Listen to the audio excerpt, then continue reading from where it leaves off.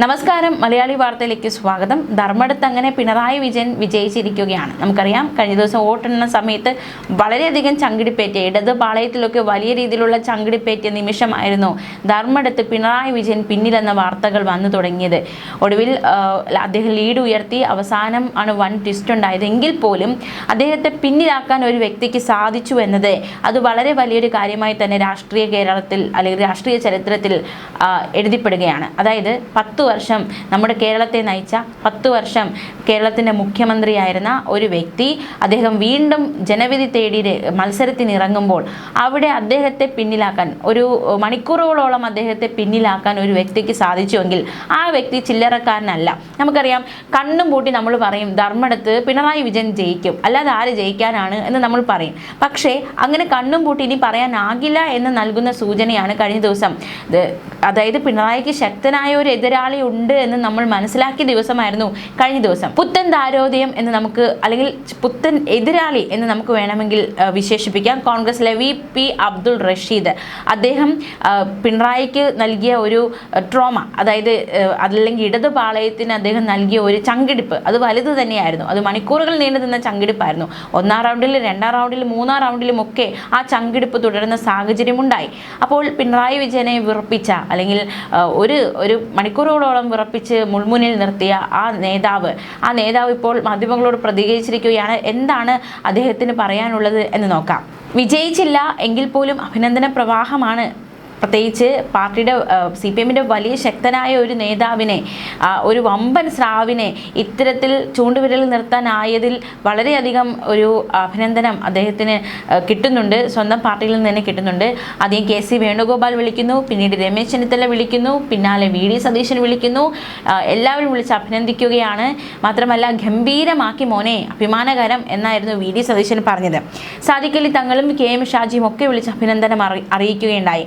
ഇടതുമുന്നണിക്ക് തുടർഭരണം നൽകിയ CPM-ൻ്റെ ക്യാപ്റ്റൻ പിണറായി വിജയനെ ആദ്യ റൗണ്ടുകളിൽ വിറപ്പിച്ച കോൺഗ്രസിൻ്റെ VP അബ്ദുൾ റഷീദിന് താരപരിവേഷം തന്നെയാണ് ഇനി പാർട്ടിക്കുള്ളിൽ കിട്ടുക.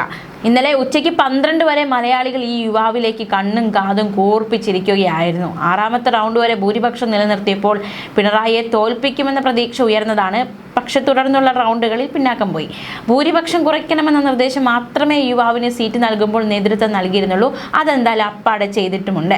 2021 തിരഞ്ഞെടുപ്പിൽ തളിപ്പറമ്പ് മണ്ഡലത്തിൽ MV ഗോവിന്ദന്റെ ഭൂരിപക്ഷം കുത്തനെക്കുറിച്ച് LDF-നെ ഞെട്ടിച്ച ശേഷമാണ് അബ്ദുൾ റഷീദ് ഏറെ ശ്രദ്ധേയനാകുന്നത്. ഇപ്പോൾ ഇതാ സാക്ഷാൽ പിണറായി വിജയനെ തന്നെ ഇത്തരത്തിൽ ചൂണ്ടുവിരലിൽ നിർത്തിയിരിക്കുന്നു. തളിപ്പറമ്പ് കേന്ദ്രീകരിച്ച് പ്രവർത്തിക്കുകയായിരുന്നു. പെട്ടെന്നായിരുന്നു ധർമ്മടത്തേക്ക് നിയോഗം. ചെറുപുഴ കക്കയഞ്ചാലിലെ സാധാരണ കുടുംബത്തിലാണ് അദ്ദേഹം ജനിച്ചത്. കൂലിപ്പണിയെടുത്തായിരുന്നു ഹൈസ്കൂൾ കാലം മുതലുള്ള വിദ്യാഭ്യാസം. ഇക്കാലത്ത് KSU പ്രവർത്തകനായി. K സുധാകർ ഇടപെട്ട് കണ്ണൂർ SN കോളേജിൽ ബിരുദ പഠനത്തിനെത്തി. പിന്നീട് പാലയാട് ക്യാമ്പസിൽ നിയമപഠനം. ജോസഫ് വാഴയ്ക്കനാണ് സംസ്ഥാന നേതൃത്വത്തിലേക്ക് എത്തിച്ചത്. KSU സംസ്ഥാന വൈസ് പ്രസിഡന്റായി. നിലവിൽ യൂത്ത് കോൺഗ്രസ് സംസ്ഥാന ജനറൽ സെക്രട്ടറിയാണ്. സ്ഥാനാർത്ഥി പ്രഖ്യാപനം വരുന്നതിന് മുൻപ് തന്നെ തളിപ്പറമ്പിലാണ് പ്രചാരണം തുടങ്ങിയത്. KPCC പ്രസിഡന്റ് സണ്ണി ജോസഫാണ് പ്രചാരണം നിർത്തിവെക്കാൻ നിർദ്ദേശം നൽകിയത്. മറ്റു നേതാക്കളും പറഞ്ഞു. കേട്ടപ്പോൾ വളരെ വിഷമമായി.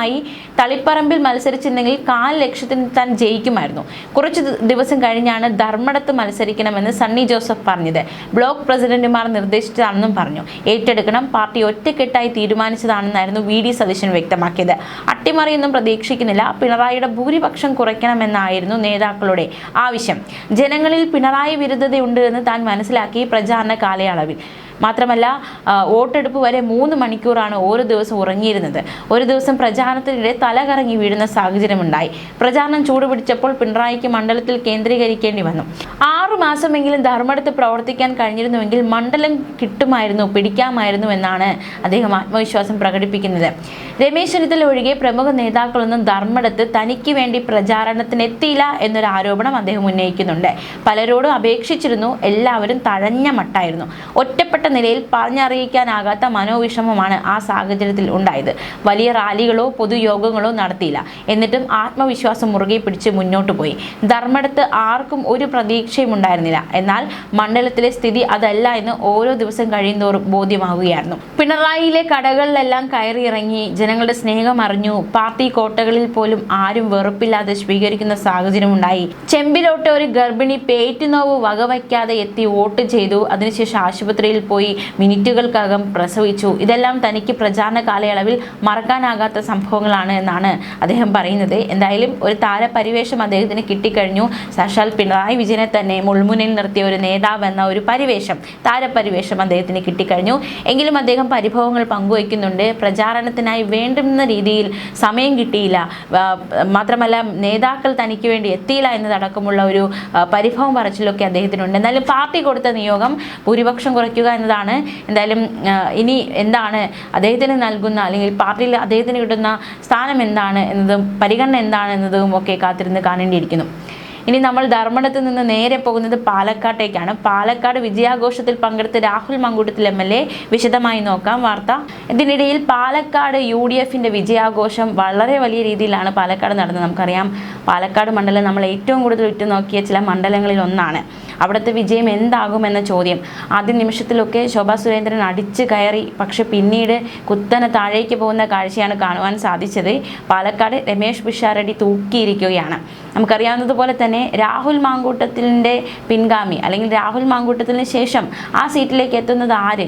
UDF തന്നെ നിലനിർത്തുമോ അതോ BJP കൊണ്ടുപോകുമോ? അങ്ങനെ രണ്ട് സാധ്യതകളാണ് ഉണ്ടായിരുന്നത്. എന്തായാലും UDF തന്നെ സീറ്റ് നിലനിർത്തിയിരിക്കുന്നു. രാഹുൽ മാങ്കൂട്ടത്തിൽ നേടിയ ആ ഒരു വിജയം അത് തുടരാൻ, അല്ലെങ്കിൽ അത് നിലനിർത്താൻ രമേശ് പിഷാരടിക്ക് സഹായിച്ചിരിക്കുന്നു. മാത്രമല്ല രമേശ് പിഷാരടിയെ പാലക്കാട് ജനത ഇരു കൈയും നീട്ടി സ്വീകരിച്ചിരിക്കുന്നു. ഒരു നടൻ എന്ന രീതിയിലുള്ള പരിഹാസങ്ങൾ നേരിട്ടു. പൊളിറ്റിക്സിൽ യാതൊരു അടിസ്ഥാനവുമില്ലാത്ത വ്യക്തിയാണ് എന്ന പരിഹാസങ്ങൾ നേരിട്ടു. പക്ഷേ എന്തൊക്കെ തന്നെയായാലും രമേശ് പിഷാരടിക്കൊപ്പം പാലക്കാട് ജനത നിന്നു എന്നതാണ് ഏറ്റവും പ്രധാനം. കഴിഞ്ഞ ദിവസം പാലക്കാട് നടന്ന ഈ വിജയാഘോഷത്തിൽ രാഹുൽ മാങ്കൂട്ടത്തിലും പങ്കെടുക്കുകയുണ്ടായി. പാലക്കാട് പാർട്ടി പ്രവർത്തകർ അദ്ദേഹത്തെ തോളിലേറ്റി ആനയിച്ച് കൊണ്ടുവരികയും ചെയ്തു. വളരെ ആവേശത്തോടെ രാഹുലിനെ പ്രവർത്തകർ സ്വീകരിക്കുകയും ചെയ്തു. രമേശ് പിഷാരടിയെ കെട്ടിപ്പിടിച്ച് ഉമ്മ വച്ചുമൊക്കെയാണ് രാഹുൽ മാങ്കൂട്ടത്തിൽ അഭിനന്ദിച്ചത്. മാത്രമല്ല വിജയാഘോഷത്തിനെത്തിയ രാഹുൽ മാങ്കൂട്ടത്തിലെ പ്രവർത്തകർ തോളിലേറ്റി വിജയാഘോഷം നടത്തുന്ന കാഴ്ചയൊക്കെ കാണുവാൻ സാധിച്ചു കഴിഞ്ഞ ദിവസം പാലക്കാട് നിന്ന്. അതിന് പിന്നാലെ അവിടെ അക്രമങ്ങൾ ഉണ്ടാകുന്ന സംഭവങ്ങൾ റിപ്പോർട്ട് ചെയ്യപ്പെട്ടു. നമുക്കറിയാവുന്നതുപോലെ തന്നെ UDF LDF പ്രവർത്തകർ തമ്മിലൊരു ഏറ്റുമുട്ടലിലേക്ക് കാര്യങ്ങൾ നയിക്കപ്പെടുന്ന സാഹചര്യമുണ്ടായി. വിജയാഘോഷത്തിനിടെ വിജയയാത്രയ്ക്കിടെയാണ് ഇത്തരത്തിൽ വലിയൊരു സംഭവം കല്ലേറൊക്കെ ഉണ്ടാകുന്ന സാഹചര്യം ഉണ്ടായത്. അതേസമയം വോട്ടർമാർക്ക് നന്ദി പറഞ്ഞ് നിയമസഭാ തിരഞ്ഞെടുപ്പിൽ പാലക്കാട് മണ്ഡലം നിലനിർത്തി കോൺഗ്രസിന്റെ UDFന്റെ കരുത്തായി മാറിയിരിക്കുകയാണ് രമേശ് പിഷാരടി. അദ്ദേഹം വോട്ടർമാർക്ക് നന്ദി അറിയിച്ചിരിക്കുകയാണ്. കേരളത്തിലെ മഹാവിജയത്തിനൊപ്പം പാലക്കാടിനെ ചേർത്ത് നിർത്തിയതിന് നന്ദി എന്നായിരുന്നു താരം ഫേസ്ബുക്കിൽ കുറിച്ചത്. എന്നാൽ കുറിപ്പിനേക്കാൾ ഉപരിയായി ഇപ്പോൾ ചർച്ചയാകുന്നത് രമേശ് പിഷാരടി തൻ്റെ വിജയത്തിന് ശേഷം ഫേസ്ബുക്കിൽ കുറിച്ച കുറിപ്പ് ഇപ്രകാരമാണ്: നന്ദി. കേരളത്തിൻ്റെ മഹാവിജയത്തിനൊപ്പം പാലക്കാടിനെ ചേർത്ത് നിർത്തിയതിന്, വിശ്വസിച്ച നേതൃത്വത്തിന്, ഒപ്പം നിന്ന പ്രവർത്തകർക്ക്, ഈ വിജയത്തിനായി സ്നേഹാശംസകൾ അറിയിച്ച പ്രാർത്ഥിച്ച സുമനസ്സുകൾക്ക് നന്ദി എന്നായിരുന്നു രമേശ് പിഷാരടി ഫേസ്ബുക്കിൽ കുറിച്ചത്. തിരഞ്ഞെടുപ്പ് ഗോതയിലെ കന്നി അംഗത്തിൽ തന്നെ പാലക്കാട് പോലുള്ള ഒരു VIP മണ്ഡലം പിടിച്ചെടുക്കാനായതിൻ്റെ ആവേശത്തിലായിരുന്നു താരം.